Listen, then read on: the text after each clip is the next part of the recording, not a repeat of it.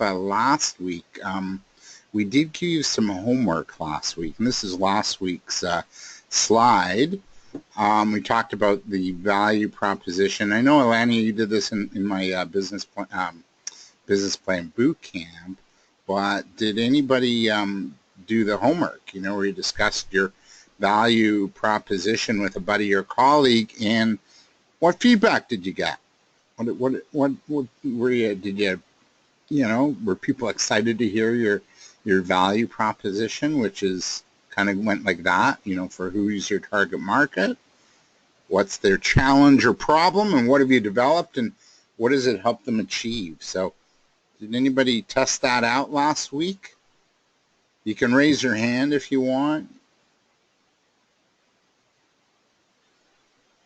I'm saying, I guess it's kind of a no, but do it this week. Really make it a point. I know with the short week last week, it was sort of a bit challenging to do, but discuss that value proposition. Run it by a few of your peers and see what they think, and maybe you can even tweak it and make it a little more juicier for people, right?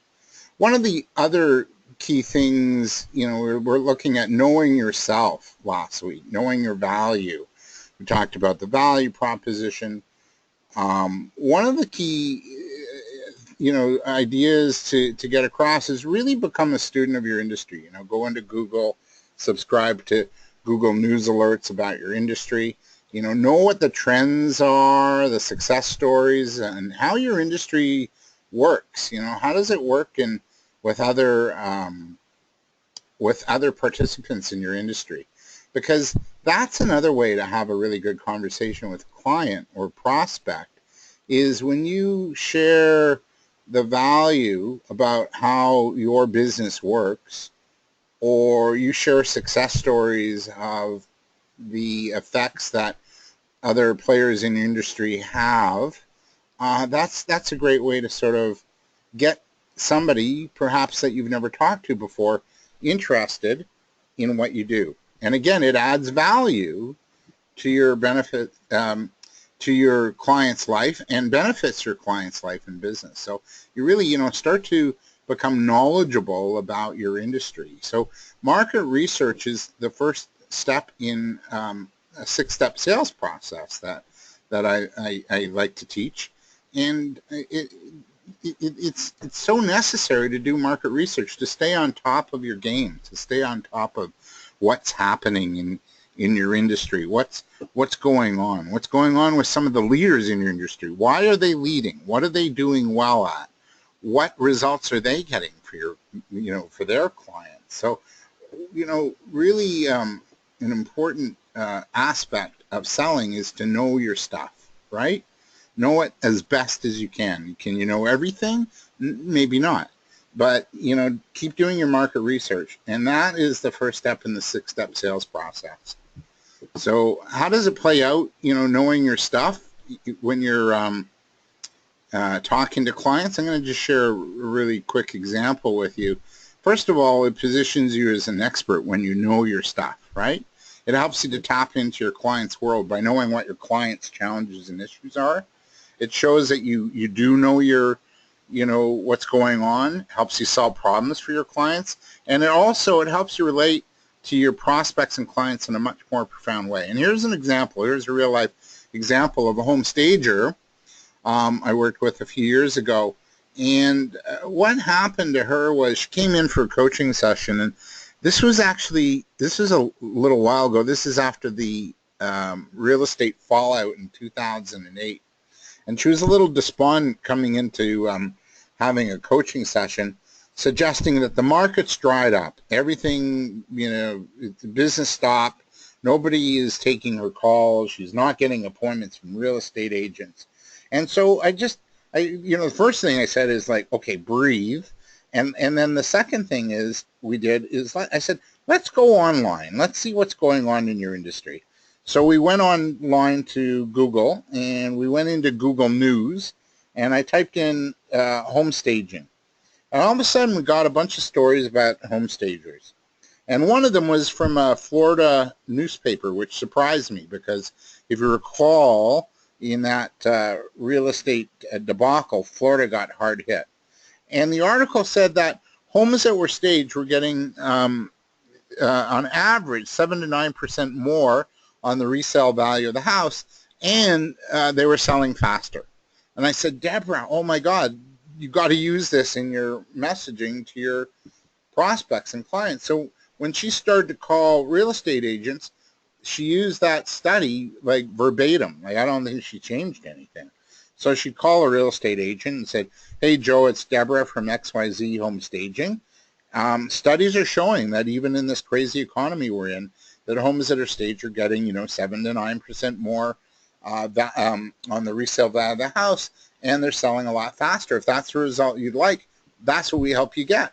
So if you'd like those kind of results, I'd love to see you and show you our work and the stuff we're doing. And I'm wondering if you have time to meet next Tuesday at 2, right? And that was essentially, that was her prospecting call. And most real estate agents said, yeah, come and see me. I want those results, right? It would be really odd for somebody not to want, that kind of a result when selling a client's house. So all of a sudden, she changed her scripting. She stocked up on research and information about her industry, and she used that in what she was saying to prospective buyers in a cold call. She used it at networking events, and it got interest. People were interested. Oh yeah, I want 7 to 9% more on this sale of my house, and I want it to sell faster. So it really had that shift. That one little bit of research really shifted her business. So again, a couple of things I want you to work on in the next week. Practice your, the value propositions, and really get clear as to what your benefits are. Is there some research that pertains to your industry you can, start a conversation around? Can you get a mentor or an accountability, a buddy to work with as you run through the next sort of 5 weeks with us here on the sales series? So just a little bit of homework there for you to do over the next week. Any questions? And then we're going to go to week 2 material. Okay? Any questions at all?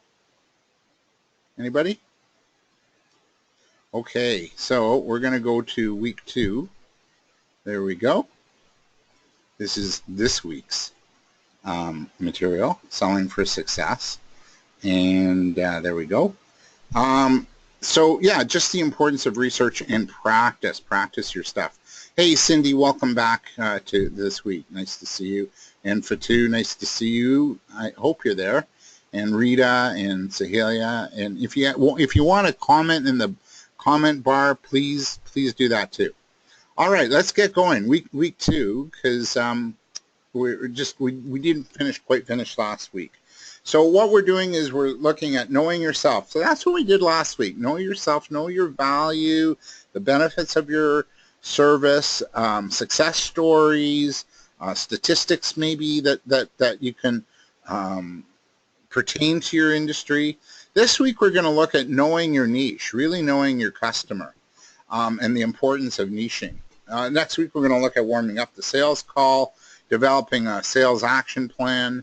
That selling really is just a good conversation, overcoming some of the fears that's associated with selling, asking really good questions. There's 2 places in the sales process where you really want to ask good questions. Don't give up and stay in touch. Really important to nurture that relationship. And yeah, let's get going. This is week 2, part 2. So know your client and prospects. So last week was about knowing ourselves, knowing our benefits, knowing our value. Remember, we did the value proposition, knowing, the value equation, which was the sum of your benefits minus cost equals value. Knowing, again, success stories, industry data. Hey, Diane, nice to see you online with us. So that's kind of what we were working on last week. This week, we're going to look at who's your ideal client, like what makes them ideal. Is there a niche client that you love to serve? Who's got the greatest needs for your service? What are their characteristics? And what are the challenges and problems that your clients are facing? And how do you solve them? So it's really important, to step back and think, like, who do I really like to work with? You know, what are some of the characteristics that make up my ideal client? You know, for me is like, do they value you? Are they easy to get along with? Are they low maintenance? Do they pay you on time? Do they treat you well? Is there a mutual respect? I know a lot of my good clients were you know, it comes to that we're almost friends, you know, that we're there. It goes beyond the relationship, the business relationship. There's almost a friendship that forms. So really important for you to, you know, this week again, think, who is your ideal client? What makes them ideal? Is there a pocket? Is there a little niche you really love to serve? Who's got the greatest needs for your service? What are the characteristics of your ideal client? Kind of step back and think about that this week. So one of the reasons I like to talk about a niche market and knowing your ideal client is because we can waste a lot of time going after everybody, right? Ultimately, everybody wants what we have. Or, you know, a lot of people could be, you know, good clients or possible clients. But what happens is we spread ourselves too thin and our marketing message gets diluted because it's not speaking directly to who it's intended for. So when you start to niche or narrow down your ideal client, like really narrow it down, you can then focus your marketing and sales strategies and talk the language that matters to that ideal client. That's why it's really important to understand them, to know their problems, their challenges. Remember in the value proposition, who do you work with? What do they struggle with? What have you developed for them?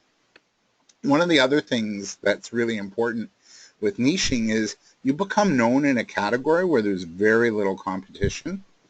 You don't waste as much time going everywhere and anywhere. You know, like you can go to like umpteen networking events, but which one's going to be the one where you're going to, you know, meet that ideal client profile? Which one is it?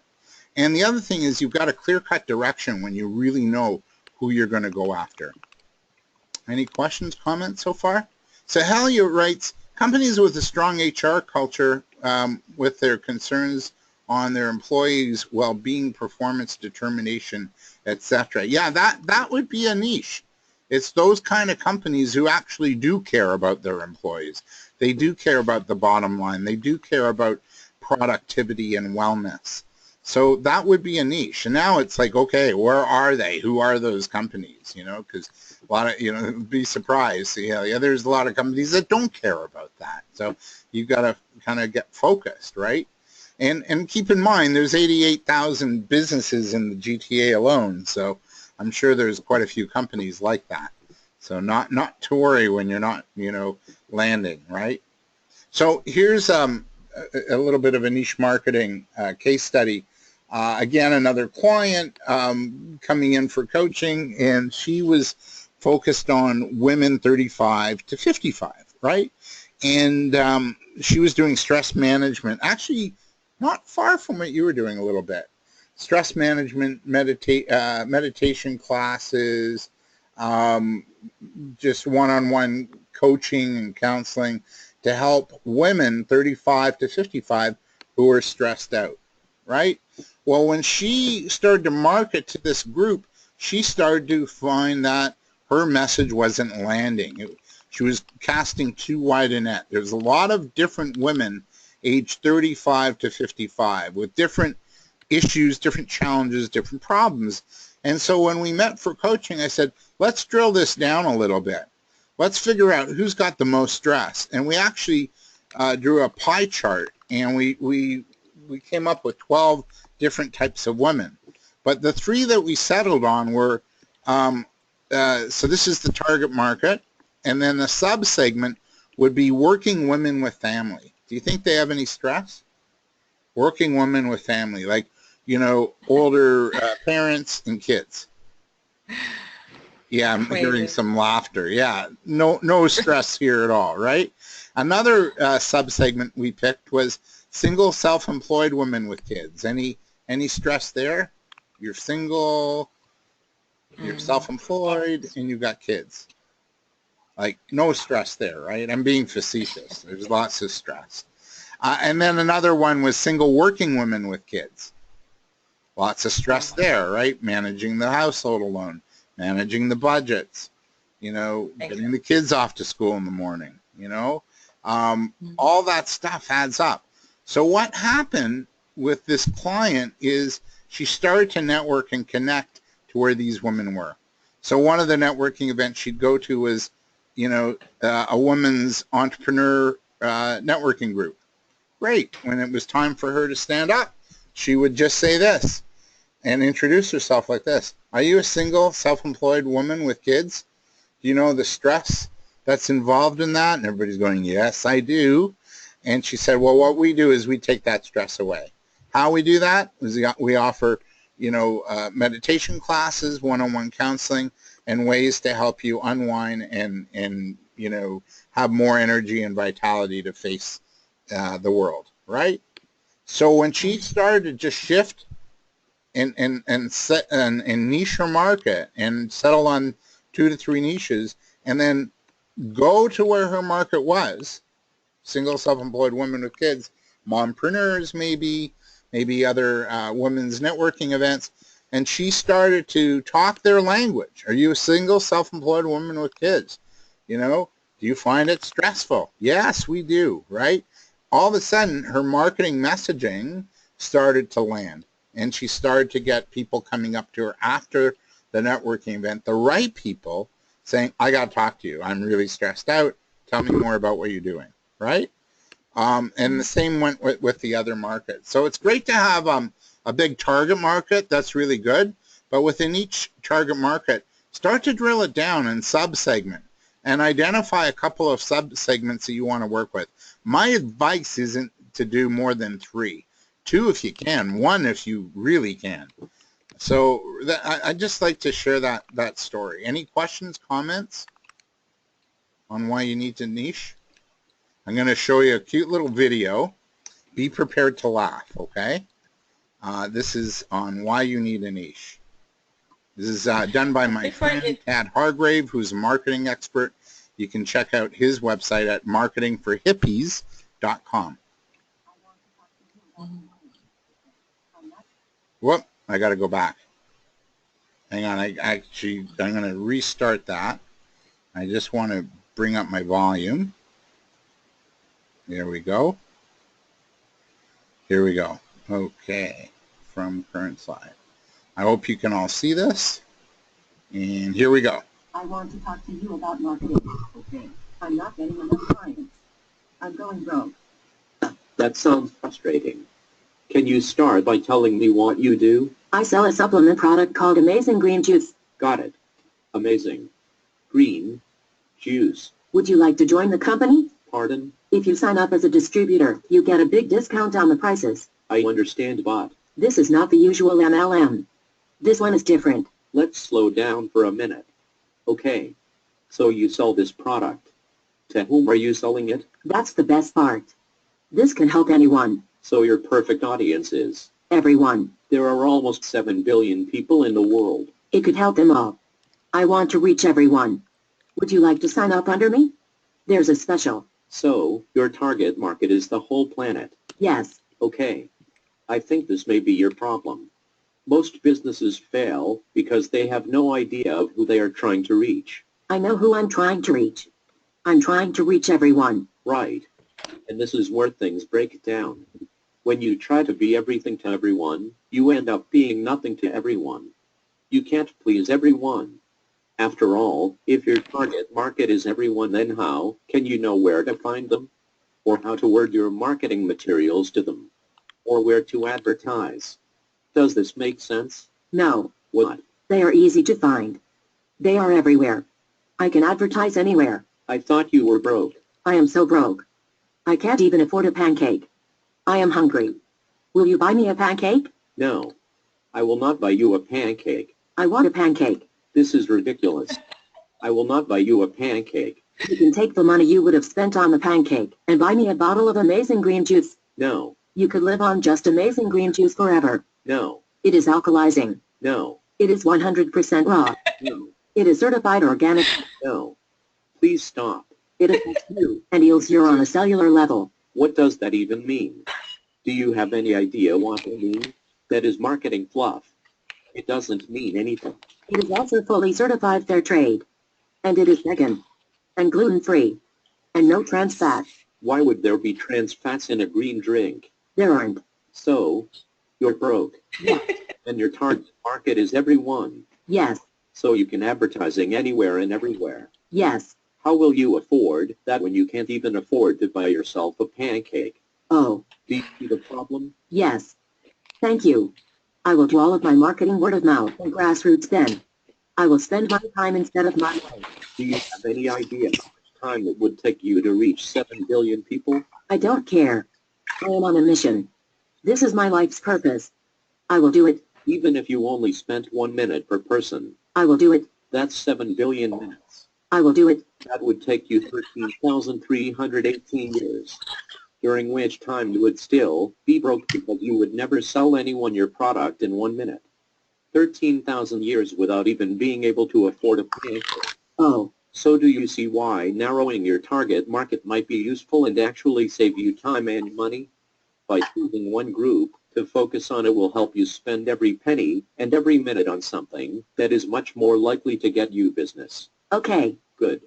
You have realized that you need to focus your marketing on a narrower group than every human in existence who has ever lived. This is a good start. Next, we will talk about how to identify target market that can work best for you. We will look at the difference between a good target market and a bad one.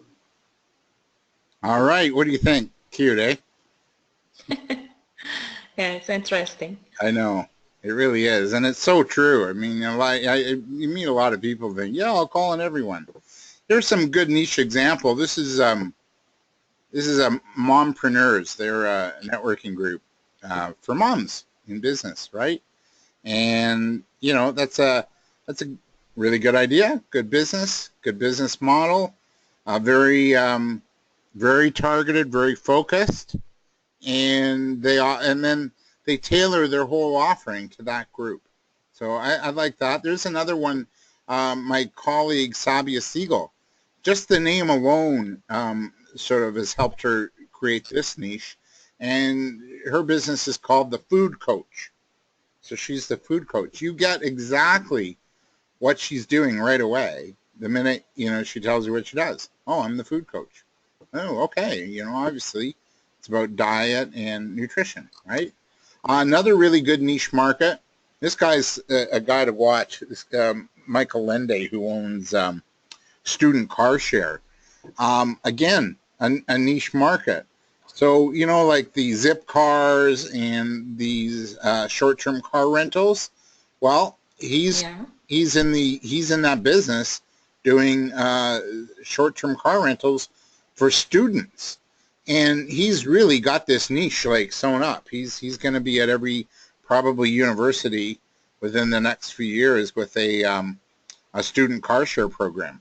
Not only that, he's also doing a lot of joint venturing because he's going after this market. This is a ready market of students who want short-term car rentals. He's teaming up with companies like TELUS, right? Don't use the phone and drive. Safety programs with TELUS. So he's not only making money off of the car rentals, he's also making money off of promotional programs. Here's Pizza. Well, how many students, order pizza at 2 o'clock at night after, a trip to the pub at university, right? And again, they're promoting don't drink and drive, safety, get 2 free slices, return the car, really in tip-top shape, and you get free slices. So he's got not only a niche market, but then he's bringing in strategic partners who are paying him money to tap into his market. So this guy's really got it down to a nice science. And then these partners, these strategic partners, want in. They want in on his market. So again, this is the power of a niche. Here's my friend Tad Hargrave. He's the guy that created that cartoon video we just saw, Marketing for Hippies. So you hear of marketing for hippies, who's his market? Who's his target? Well, It's alternative healthcare providers, the massage therapist, the nutritionist, the green sector, people in the green and local business. So here's his value proposition: helping conscious green and local businesses grow. That's more his slogan than anything else. So those are some examples of some niche markets and niche businesses. Is this Canadian? Sorry? Sorry. So marketing for hippies, is that a Canadian website? Yeah, he's based in Edmonton. Yeah, and he comes to Toronto on occasion too to do some seminars. No. So I want you to kind of think for a minute, and what are some subsegments in your business? Think of your target market and try and drill it down. What are some subsegments that you can focus in on? What do you know about that segment? And what issues or challenges do you feel that maybe niche market has? And how do you solve those challenges? Take a few moments just to work on that, okay? Any questions before we do this? We're good? All right, take a few moments, and I want to hear some of the answers. Just going to go back. There we go. Yeah, take a few moments just to work on this. I've got 8:29, so 2 minutes.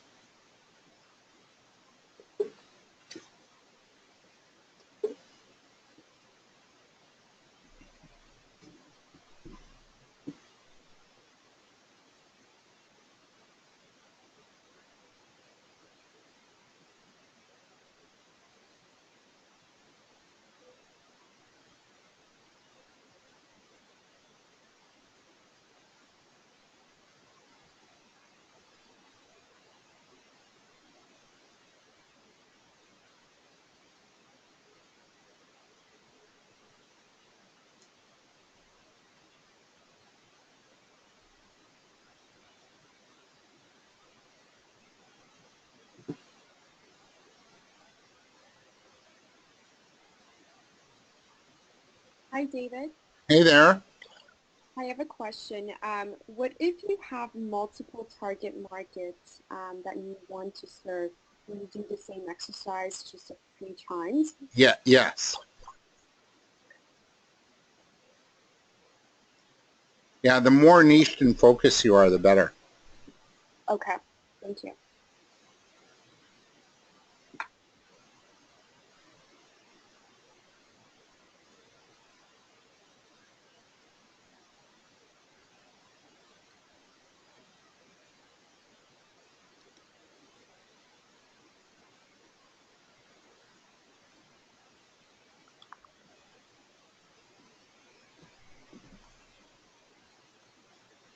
Another minute on this, and then we'll hear some answers.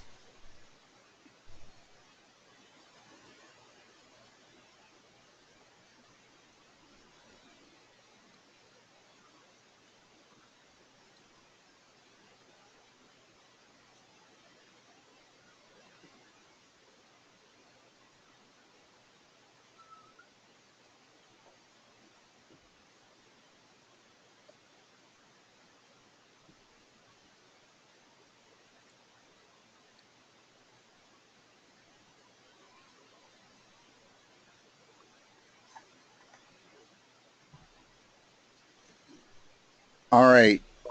A couple of years ago, I used to, a couple of years ago, oh man, a little longer than that. I used to be in a much different career. I used to sell marketing and promotional programs to, higher end clients in the GTA in the Toronto area. Some of my clients were like Microsoft and Para Paints and Maple Leaf Foods. And when I was in that industry, I just was hungry for business. I'd go calling on everyone, right? And what I found almost intuitively, without very little sales training, is that I started to develop a niche. And I started to hone in on two key markets. One market was companies in the tech sector. And the reason for that at the time was that my former wife was in that industry.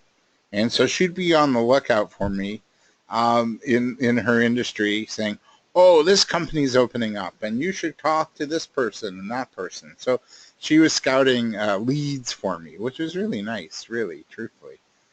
And then I also focused on the packaged goods industry, which was companies, companies in the like Maple Leaf Foods International or Kraft or anybody that made food products. So Campbell Soup, for example.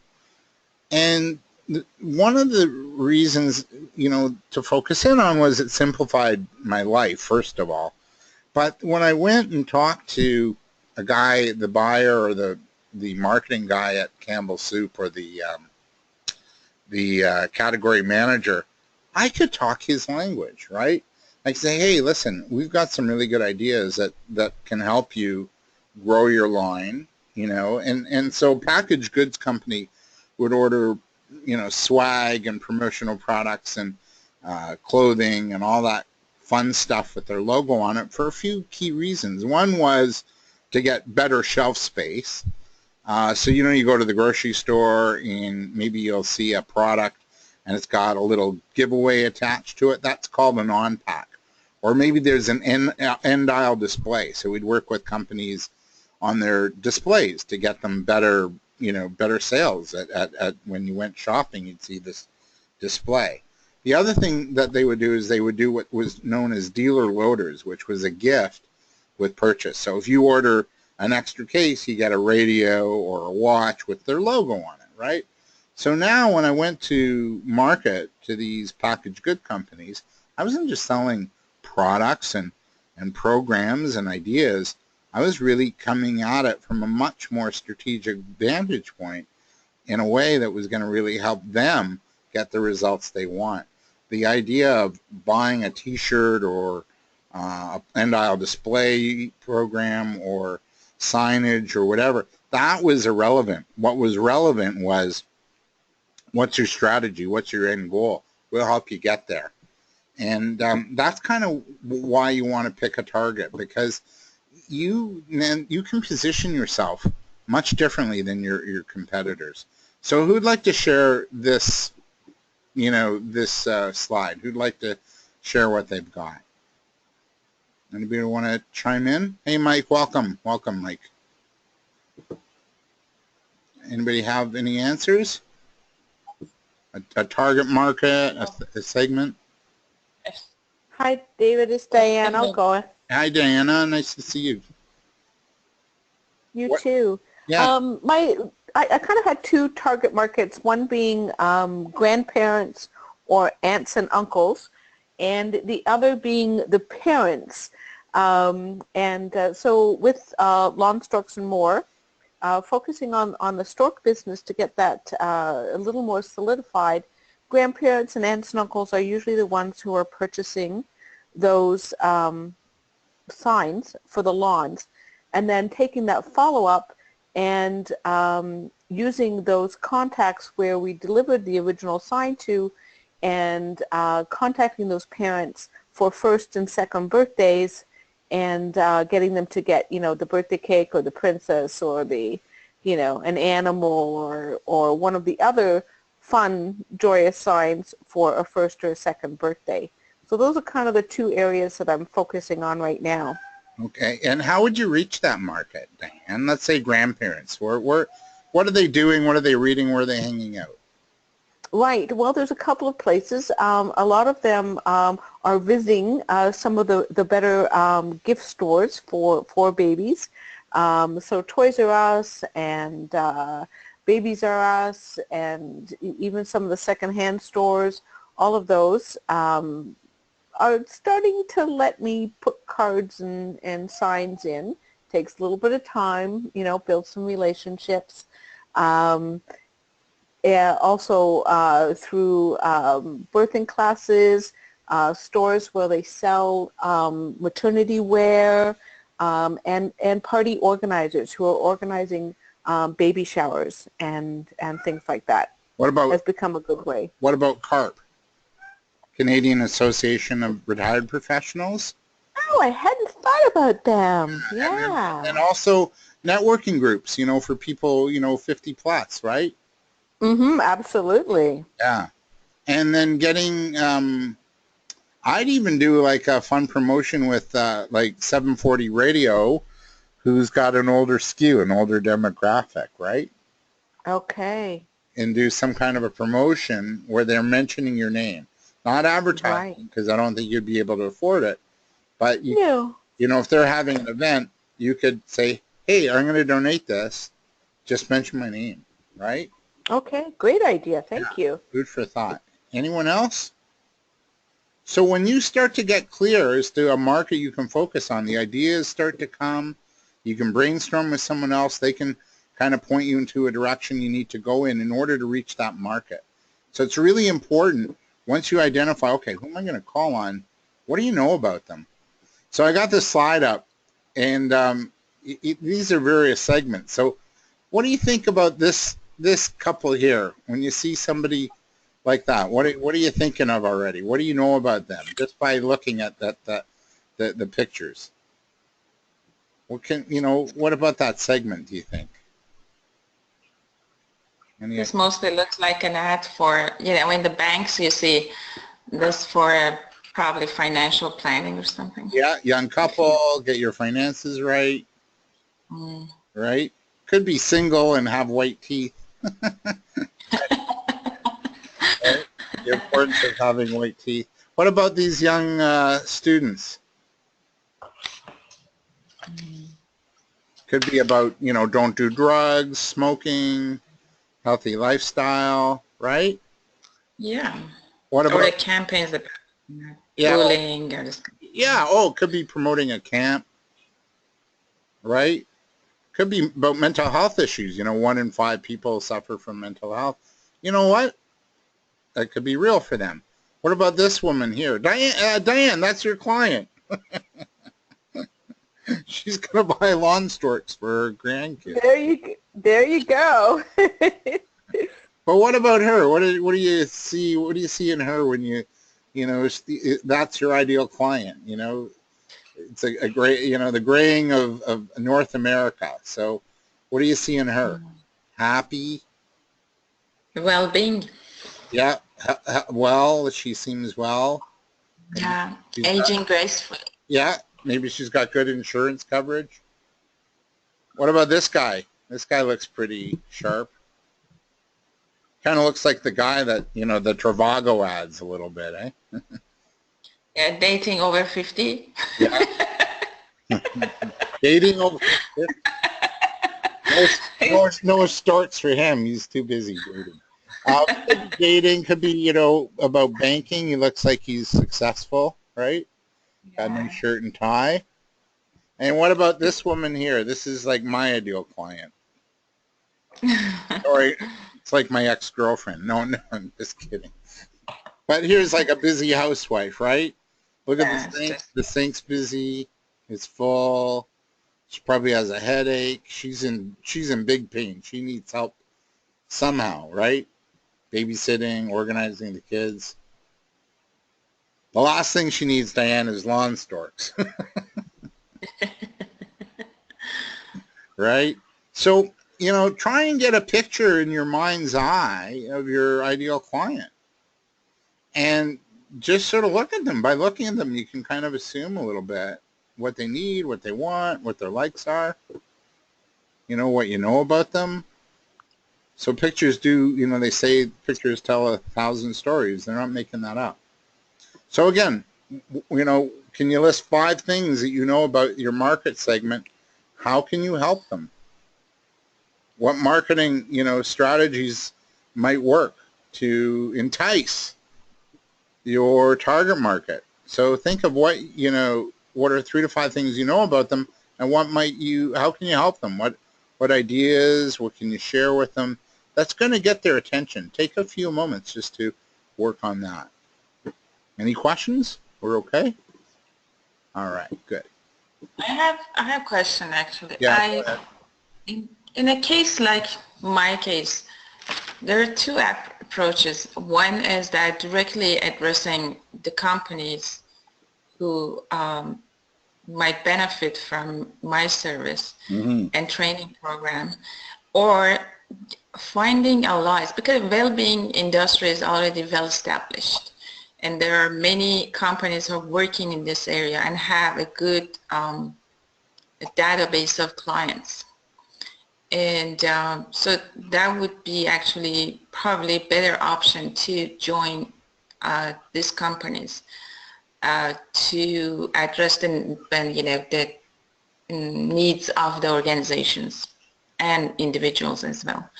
So in doing so, is the philosophy the same as you're actually explaining? So when I want to find a company to I work with actually in terms of getting connected to clients, is that same to approach the organizations directly? So how these two are different? Oh boy. To me, you got a couple of possibilities. One is, yeah, to approach organizations directly. And so you want to really sort of fine tune it. So, really narrow that search down. So maybe it's companies with 50 or more employees who are a little bit more, companies that are a bit more forward thinking and live within maybe a 20-mile radius of where you live, right? That's pretty, and they've got an HR department, or perhaps they don't, and they need some sort of programs to help their employees. They don't have an HR department, and they're finding that, you know what, their employees are a little bit, they've lost their zip and zap, and they lack a little inspiration, motivation. Maybe they'd be ideal for your offering. The other place I'd go to is actually other, not directly competing, but indirect competitors that are tapping into the market you want to get into. So I'll give you an example. Consultants that are going into companies around areas of wellness, like or an EAP provider, like Chappelle FGI, right? One of the largest EAP providers in Canada, and I think in North America at this rate. So tap into organizational behavioral psychologists, coaches, executive coaching companies like Knightsbridge, companies that are already in to the kinds of companies you want, but aren't aware of what you're doing, of the benefits of mindfulness, right? And that what they might want to do is they might want to incorporate you and your work into what they're already doing, right? It's another way for them to offer their clients something different, to increase their revenue streams by offering that to their clients. So I'd look at that market too. So I'd go direct, but I'd also go to indirect competitors that are already tapping into that market. Thank you. Does that make sense? Absolutely, yeah. Okay. Anybody want to respond to this? We're okay? All right, let's move on.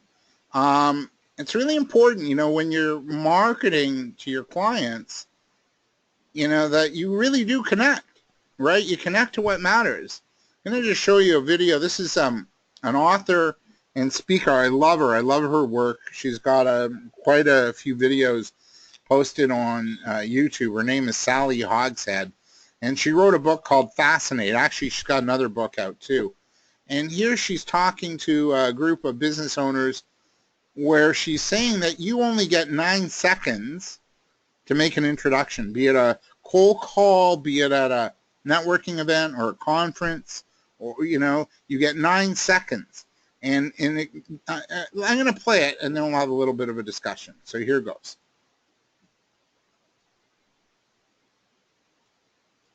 Come on. The BBC just released a report.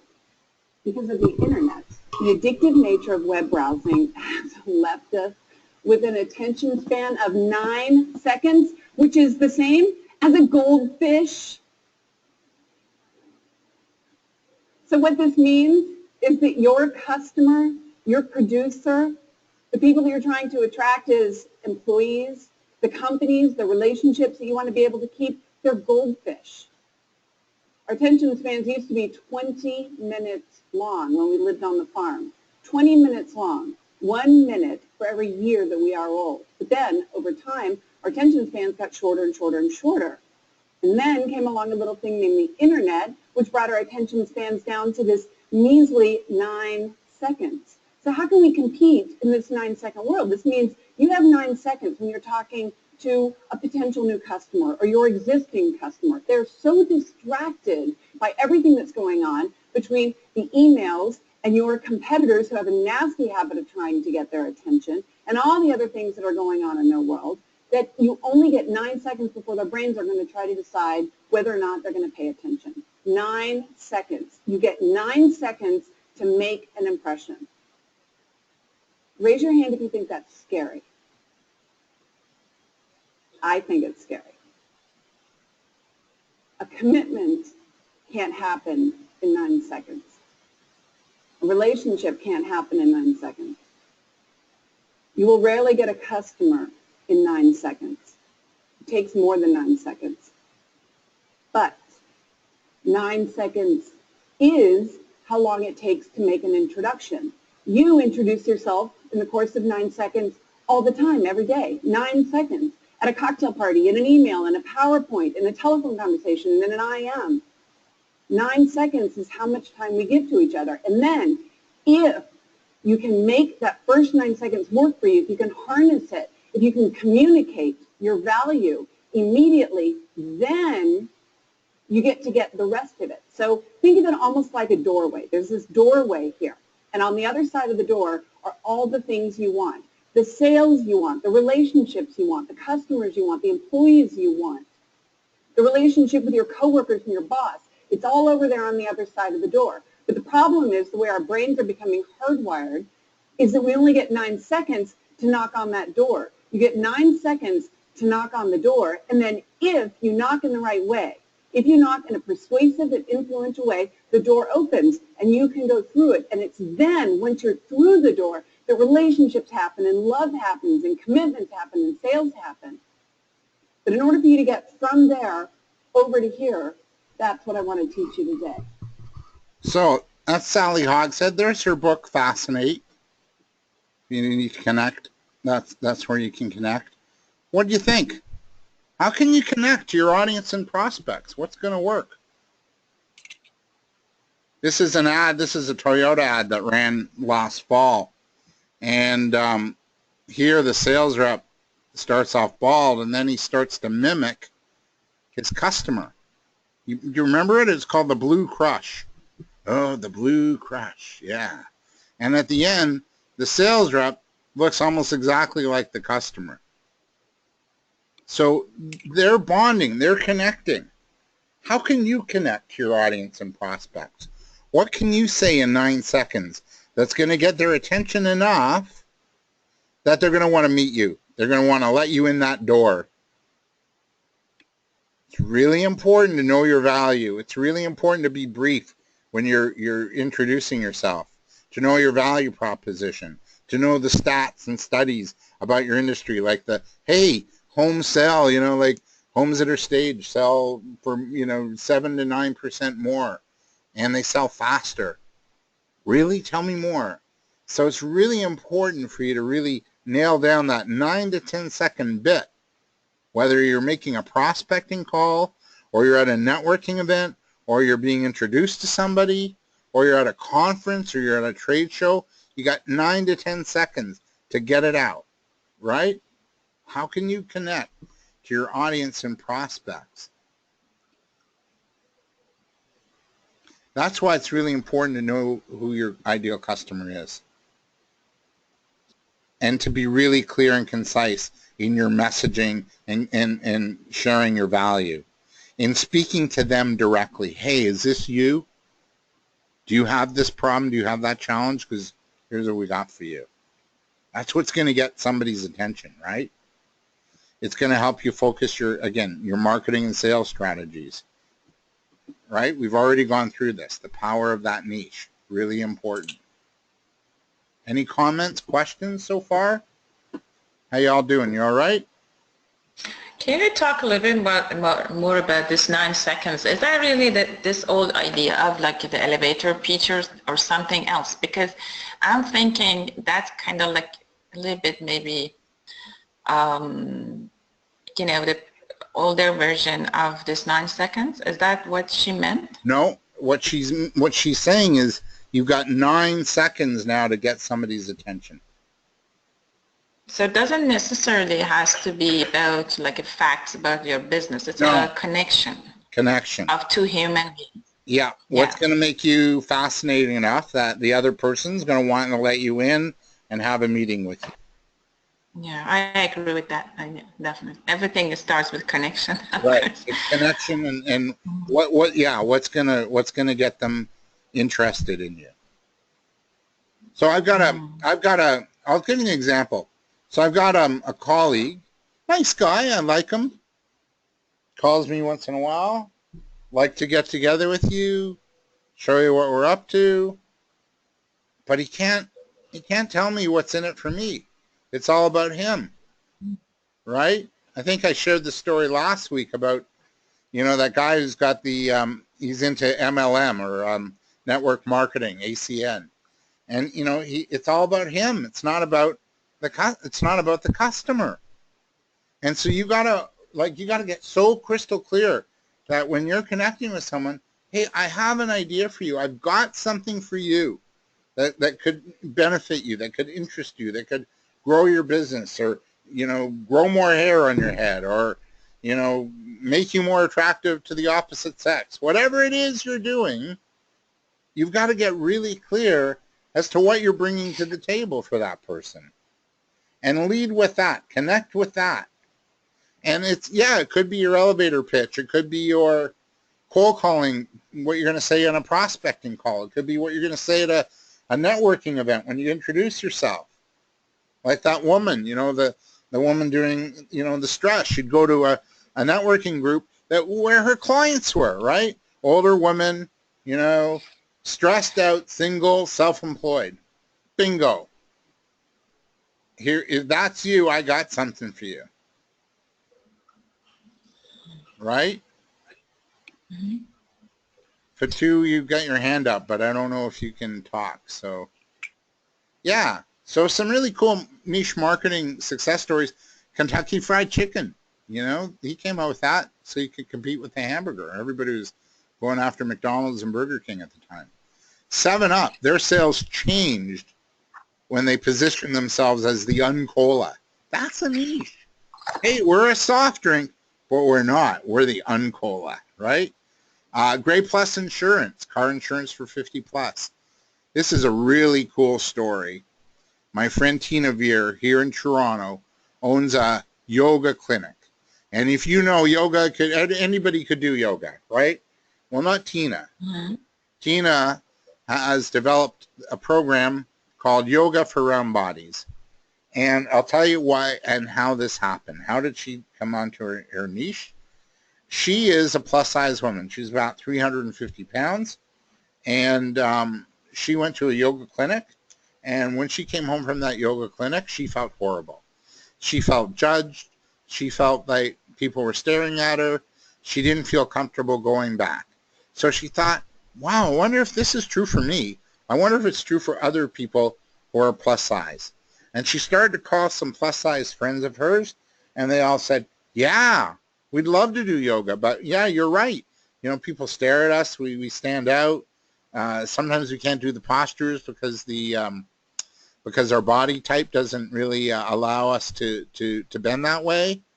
And so Tina thought, well, what if I did something and created something that would suit you? Would you come to my studio? And they said, would we? Hurry up already. So what she did is she went and got her certificate in restorative yoga, which is a lot easier on the joints and the muscles. A lot of the postures are done on the floor. They're floor movements. And she then trademarked Yoga for Round Bodies and does yoga for the plus size market. So that's her niche. She's done so well in that market that the media will come calling her for interviews about self-esteem issues with plus-size women.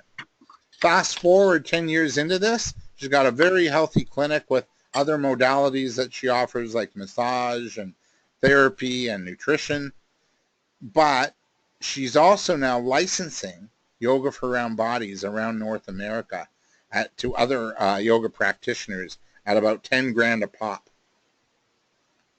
That's the power of your niche, of niching, of finding that little pocket to play in, of being unique, of identifying a market that's got a challenge and offering a solution. Any comments, questions? I hope you're learning something. We're almost done.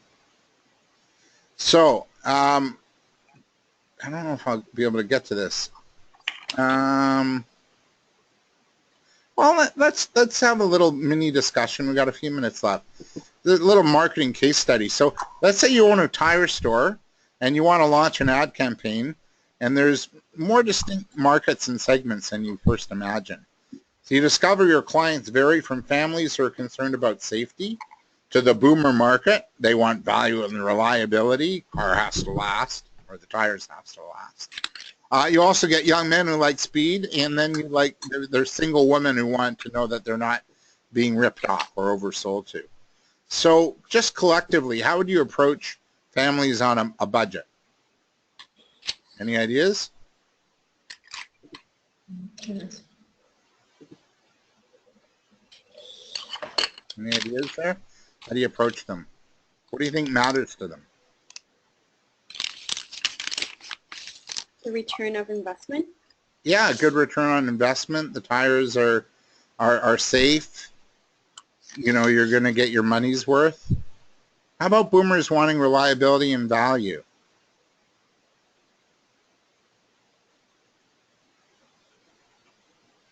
Any comments there? Maybe a guarantee, a warranty, right? Mm-hmm. Come in for regular checkups so the tire lasts. What about men who want speed? Maybe, you know, sex sells, Danica Patrick, you know, racing car drivers, right? And women who don't want to overpay. Again, you know, value, will take care of you, follow-up service, right? So it's really important, you know, that it's really important to know that even with your market, there might be like little segments, and you have to sort of hone in on those segments and talk their language, right? It's very, you know, really critical that you get into that habit. I think, just for the sake of time, I'm going to have to finish this off next week. Any questions at all? Any questions? Did you learn anything? Fatu had her hand up. She's a participant on the call. Fatu says, for consultants, we should show our value but draw a line with a prospect that insists on knowing the solutions that you recommend before you move forward in signing a contract. For sure, don't give away all your knowledge, Fatu. You don't want to do that. You want to get the contract signed and present ideas, but you know, you gotta draw the line. So there's a little bit of homework this week. Do you remember what it was? You want to do your value proposition, check that out. And remember the other slide, the other from last week? Get a buddy, get an accountability buddy, somebody to team up with to help you in your sales process. All right? Somebody. David, Yeah. would you want to send us this templates and the questions that you asked through class? Because when I don't have any material to go back and see what did you ask. So Yeah. if you either send a recorded material or Yeah, I'll just PowerPoint, thank you very much. So I do have a little bit more homework for you, and I want you to think of your top 3 clients. What do you know about them now? How does knowing information about these clients help you in your sales? Um, and I want you to start to call a couple of clients and maybe book a little planning session with them to discuss their needs, wants, goals, and budgets for the next quarter. Because we're just finishing Q1, quarter one, and call a couple of your best clients and book a meeting with them. Say, hey, I'd like to meet with you just to see what's going on and how we can help you moving forward. Are you up for that challenge? Dave, I have a quick question just to follow up on what you just said. To book 3 appointments, do you think it's better to book in-person appointments or phone appointments would be okay as well? Whatever works for you, but I prefer the phone. The phone, okay. Yeah. Okay. Sorry, I prefer in-person. My mistake. Oh, in person? Okay. Yeah. Especially if they're a new client or relatively new. Because one thing that's so important in business and sales, life even, is eye contact. And guys don't lie. Okay. Right? What if they're busy, busy families, busy parents that don't have the time? Do you think it's good to just do phone, or maybe, I don't know, I can go to them? Yeah, you can go to them. You can host an event, maybe. Okay, that's a good idea. Right, a little education event.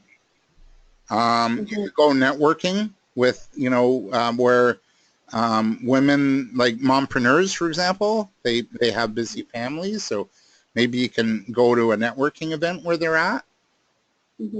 Right? Thank you. Does that answer that? Yes. Okay. Thank you. Any other questions? So we just got to finish up a little bit on this tonight's material, and let's wrap. Any last bits of information? To get a hold of me, hopefully everybody's got my email address, but it's right there. The coach at smallbusinessbigideas.com or theboomerbusinesscoach.com. Okay. Give me a few days. It's a really crazy busy week this week. So I'll try and get the information out definitely to you by the end of the week, okay? Any other comments, questions? So we're back here next Monday night at 8. If you know anybody that would benefit from the last 4 sessions, let them know, and they can tap in. All right? So have a really good week, everybody.